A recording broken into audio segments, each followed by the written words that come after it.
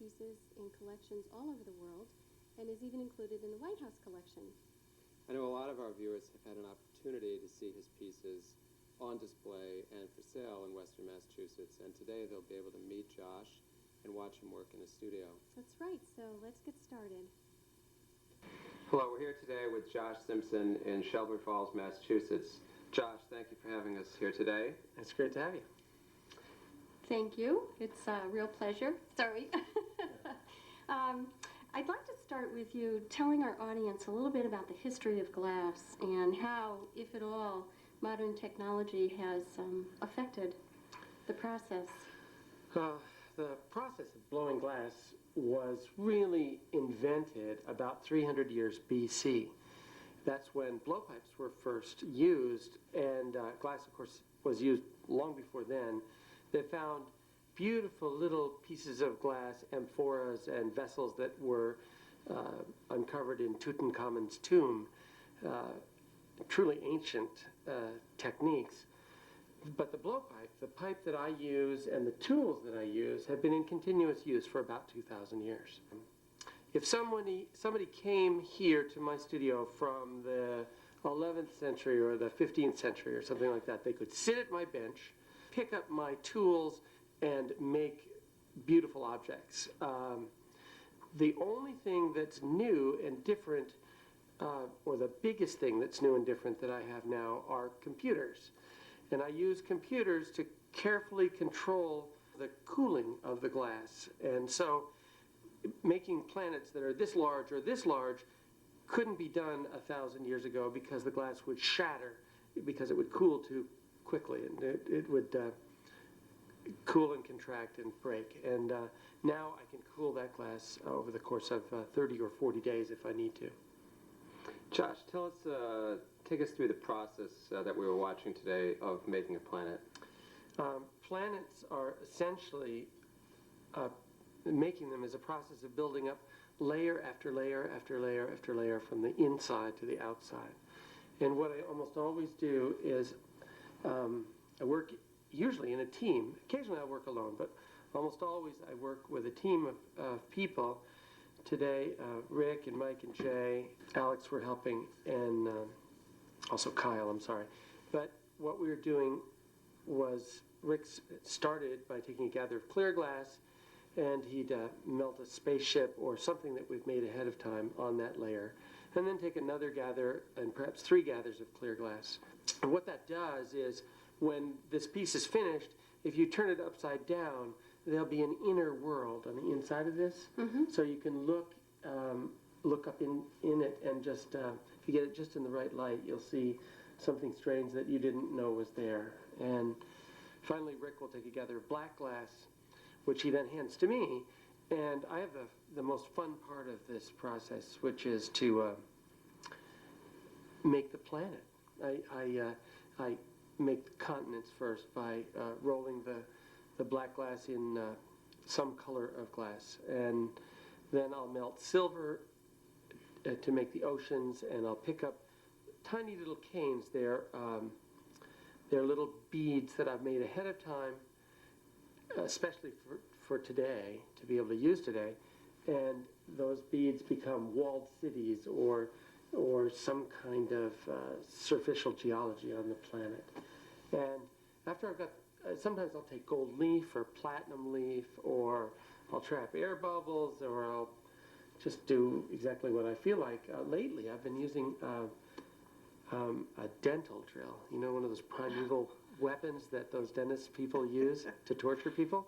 Well, I can actually engrave the surface of the molten surface of the glass, and draw little either drawings or more often geometrical designs on the surface. And next I take a gather of clear glass over that planet's surface. And you have to imagine inside my furnace there's this big tub of molten liquid glass. It's a crucible, and it's at about 2,200 degrees Fahrenheit when we're working it.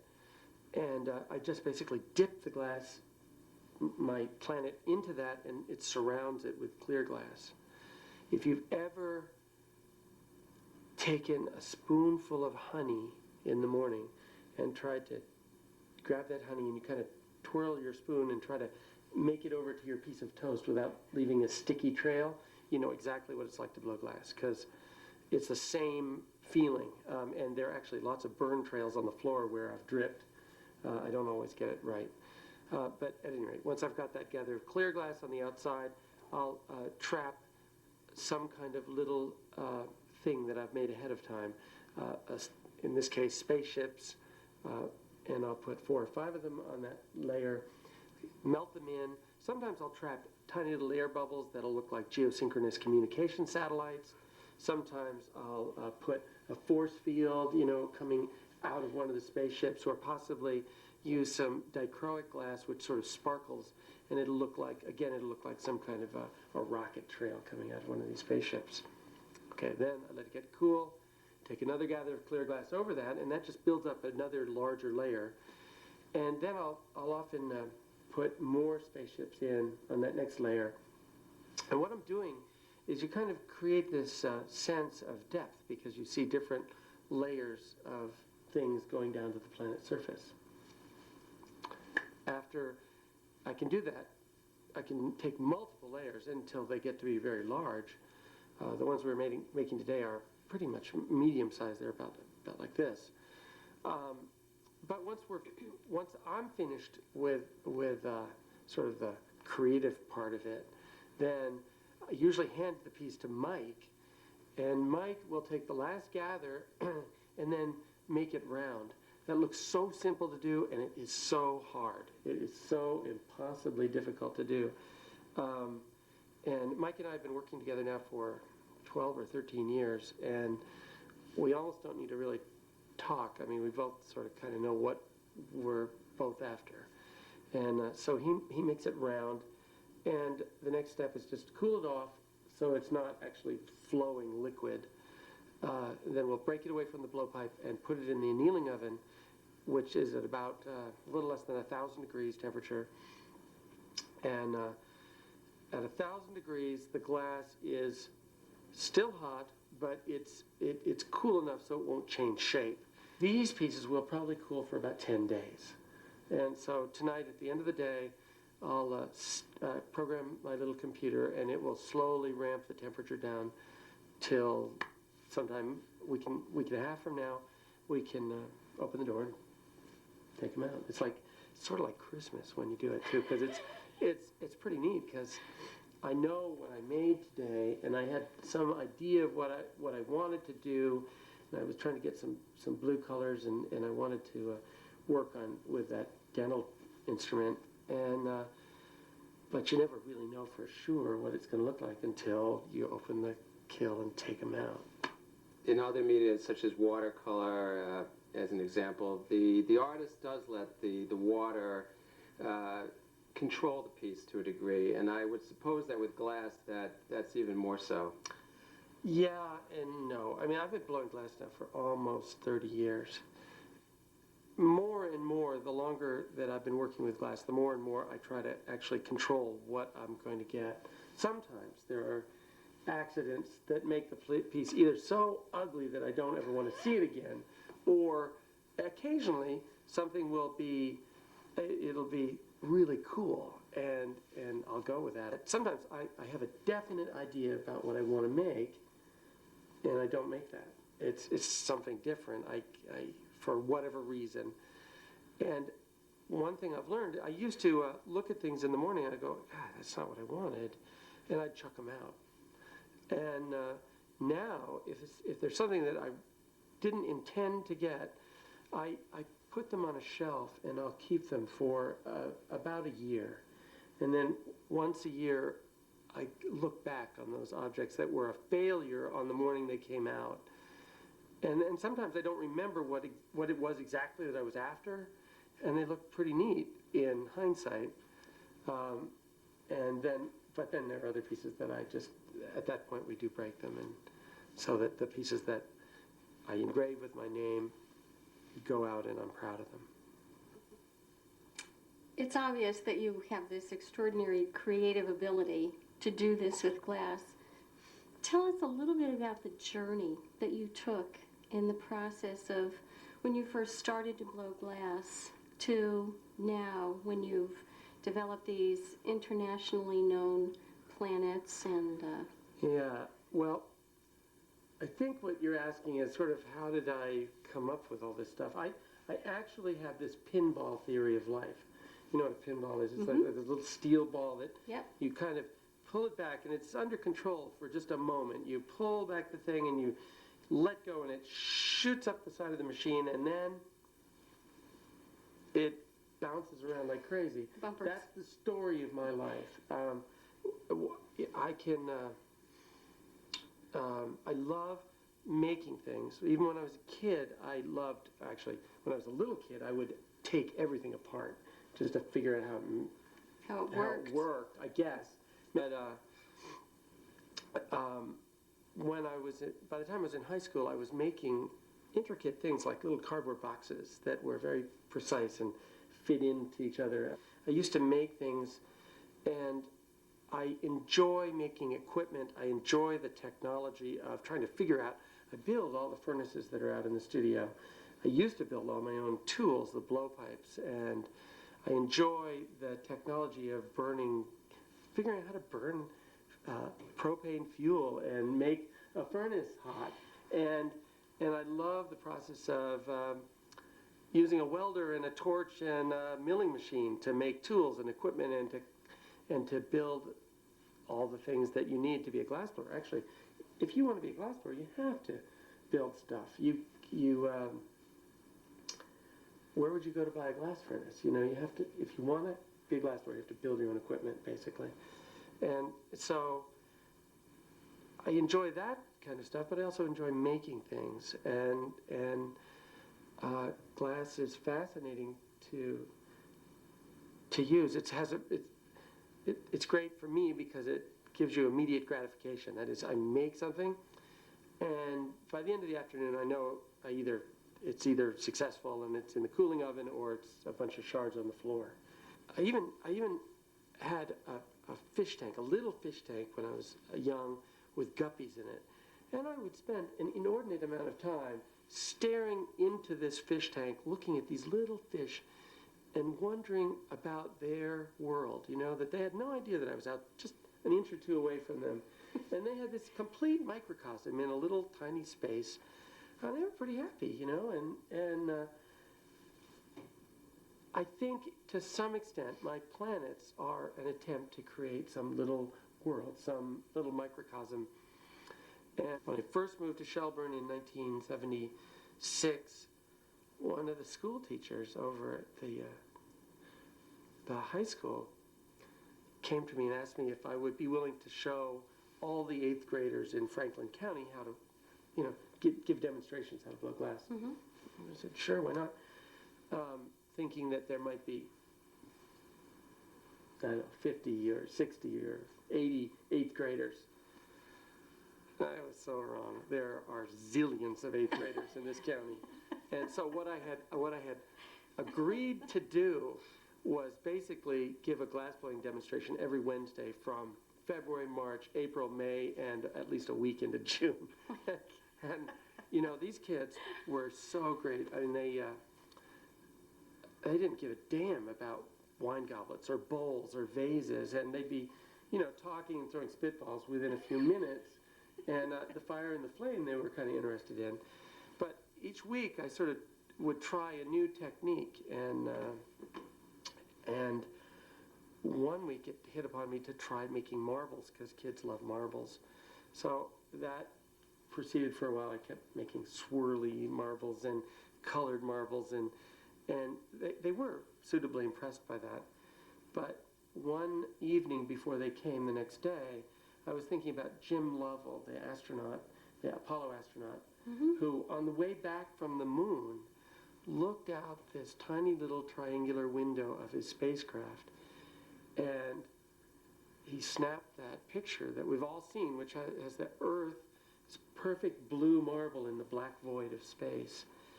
And this guy goes, hey, I can cover the Earth with my thumb.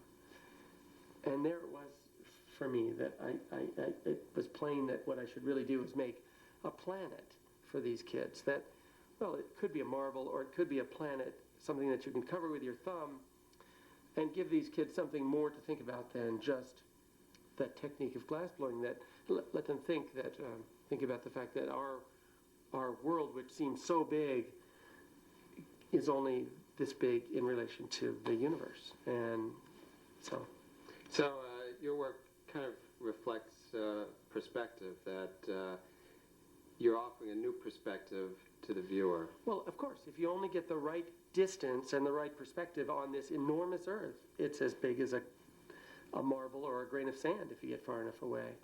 And I also I make large platters, which are my idea. I live out here in the country. My glass furnaces need to be adjusted, both during the day, but also at night. So every night before I go to bed, and sometimes when I'm charging the furnaces, sometimes I'll wake up in the middle of the night and come out here to adjust, turn a furnace up or down or do something, check on things. And on the way, I pass by this gorgeous sky. And on a March morning at 3 in the morning, you can look up in the north and see the aurora borealis. And I began to make platters that are my idea of what it's like to look up at the sky on a perfect summer night or on a March morning. And a friend gave me a meteorite composed of glass. The scientific name of glass meteorites is tektites, a tektite. And I got another friend to do a spectrographic analysis of one of these tektite meteorites, and lo and behold, the primeval glass that's floating around the universe is not that complicated. It's a melange of sand and metallic oxides like manganese and iron. And just for the fun of it, I threw some of those, all the chemicals that go to make up meteorite glass in my furnace one day. And it is the grossest glass you can imagine. It's black and pitted and dark, and it's impossible to blow. It's just it's this gooey stuff. And yet, I thought, boy, conceptually, this is really cool for a glass blower. The people at the Corning Museum, or the Corning Glass Works, and the Hoya Crystal in Japan and Orrefors in Sweden all talk about how they make perfect crystal glass. And it's beautiful glass. It's clear and colorless without striations or bubbles or flaws of any kind. It's perfectly sterile. And yet this meteorite glass that I started to make, I kept thinking, this is really cool. This meteorite glass, when you think about it, is really perfect crystal. It was made in heaven before people even existed on the planet. And so I've been making my version of perfect crystal, which are these meteorite pieces. So a lot of my work has to do with themes about space and the sky. And it's all the pinball theory. I'm just like walking in my studio one day, and it just bonks me over the head that I should do something. And then I do that for a while, and then I get bonked another direction. I think it's amazing. It's extraordinary that all of this is happening. I know you talk about this pinball effect and then everything being so small, but even though when you focus in on it, basically it encompasses the universe. So small, large, whatever. And your planets, even though you look at it and you think of outer space, if you look at them close enough, they could be life forms that one sees underwater. Yeah, actually that's a cool thing. One thing that I love about, and the reason I go to exhibitions, craft fairs, is because I'll have my work up on a shelf, and somebody will stroll by and go, I'll say, they'll say, what's that? Well, it's a planet. You have to imagine that you're coming from outer space around a little world teeming with life. And they look at me and they go, no, that's not what that is. That's an underwater scene. Look, there are reefs over there. Hey, I know, I'm a diver, okay?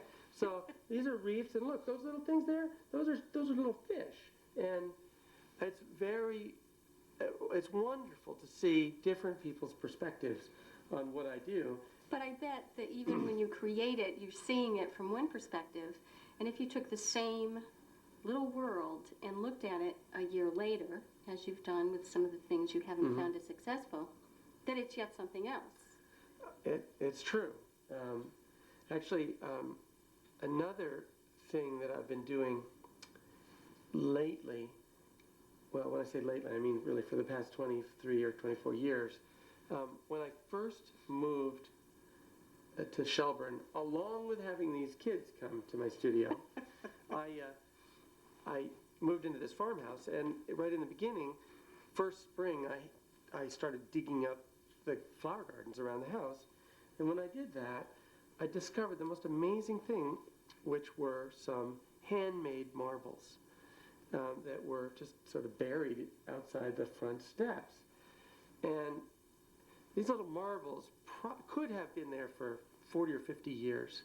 And yet they'd been underground or under the dirt, but they were just as bright and perfect as the sunny afternoon that some kid got called in for dinner and left them in the dirt, and they got somehow covered over. And I mean, that's actually part of the reason I began to make marbles for these 8th graders, was the discovery of these handmade marbles.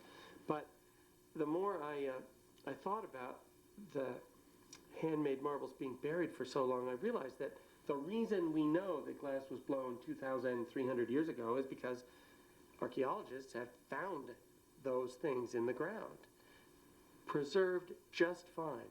Glass, we always think of glass as being so fragile, so breakable, something that is transient. And yet, if it's buried, it'll last for hundreds, if not thousands of years. And so I thought that it'd be sort of cool to return these marbles, not the actual little handmade ones that I found, but ever since that time, I've been sort of hiding my own planets around. Well, it started hiding them first, sort of kind of around their property, and then I'd kind of go into Greenfield and I'd throw one in the flower pots in the summertime, and in a way, it's partly hiding them, it's partly giving them to somebody who is curious enough to pick it up and wonder what it is. So I leave them in the flower pots in Greenfield because some kid who's probably doing something his mom or her mom wouldn't like her to do picks this thing up and goes, "Oh, what is this? Where does it come from?" The ones that I hide, I don't sign. But since then, I've been hiding them wherever I go. I mean, they're all over the United States, and any place that I travel to, I try to put them anywhere from hiding them underground or in the crotch of a tree or beside the rocks, and this has become a real project for me. I just was lucky enough to go just last week to France, and so I got to visit places like the Chambord Castle, and I managed to sneak up to up this spiral staircase to the very pinnacle of this castle and hide a planet in part of the stone carving at the very topmost part of this castle. And they're in the catacombs underneath Paris, and I've begun to get friends who are going to bizarre places, whether it's Bali or Belize or Borneo or Kazakhstan, to take planets with them. None of them are signed with initials. They just usually have a figure 8 or something like that on the bottom of them. And I'm hoping that somebody will discover them someday and not have any idea what they're used for or what their purpose was or why they're around. Why do you leave them all anonymous so that no one has an Right. idea what they were for? Well, if you have a second, I'll tell you the cool story. Throughout the late 30s and the 40s and the 50s, archaeologists kept discovering these beautiful little oval glass containers. They thought they were containers all over Syria, Palestine, Egypt, even in Turkey and that part of the Middle East. And there was this huge raging controversy over what these were used for, because they were sort of a rounded shape, they had a rounded bottom, so they wouldn't sit flat.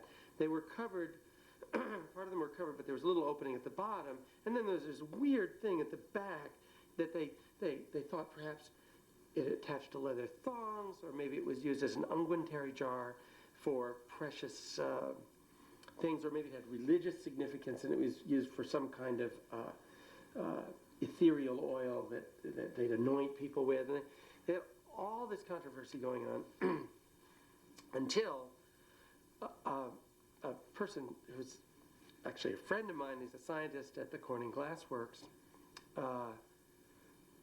went to a city, Herat, in the Middle East, and he found a glassblower who was using really ancient techniques, an ancient furnace. He didn't even use a bench. He rolled the blowpipe on his knees, and he was making these beautiful little unguentary bottles. And this guy just went, my friend just went nuts, because here was a modern person making a truly ancient form of glass, and so he said, "What is this used for? What are you doing with this? What's its purpose?" The guy didn't even answer him. He just pointed up to a bird cage, and in the bird cage, on the inside, this little bottle hung, and water that would go in it, and the parakeet would drink water. So all these people, for so many years, had such precocious and ridiculous theories on what these things were used for, when in fact the truth was so wonderfully. It was just, it was great that they just blew it. And so it's my small attempt to confuse people in the future, to leave planets as far and wide as I possibly can. That's a fascinating story. It's a very fascinating story. And Josh, thank you for all your time. Yeah, thank you. I appreciate Yes. it very Yeah. much. thank you very much. It was an honor. Yeah, good. Thanks. Carla, this has been a very enlightening day, visiting Josh in his gallery, watching him produce planets like this. I was amazed by the artistry and the teamwork that's involved. Not only that, but hearing about the glass blowing process itself and how it hasn't really changed in 2,000 years. And to discover that Josh is not only a master at glass blowing, but a master at storytelling. I liked his pinball philosophy of life, not only in how it relates to our own daily actions, but in terms of the cosmos, these tektites being created by planetary collisions, and winding up in his backyard, winding up in his studio when he reproduced the same type of glass. Yeah, and I think it's very obvious that Josh has a real passion, not only for his work, but for life in general, and it doesn't make any difference if life is the whole universe or if it's one of those little grains of sand that comes in the process of creating glass. He has a true passion. Carl, I find that with every episode of Iron Art, we learn something new and we meet some terrific personalities. So I invite all of you to tune in next time for another episode of Iron Art. Thank you.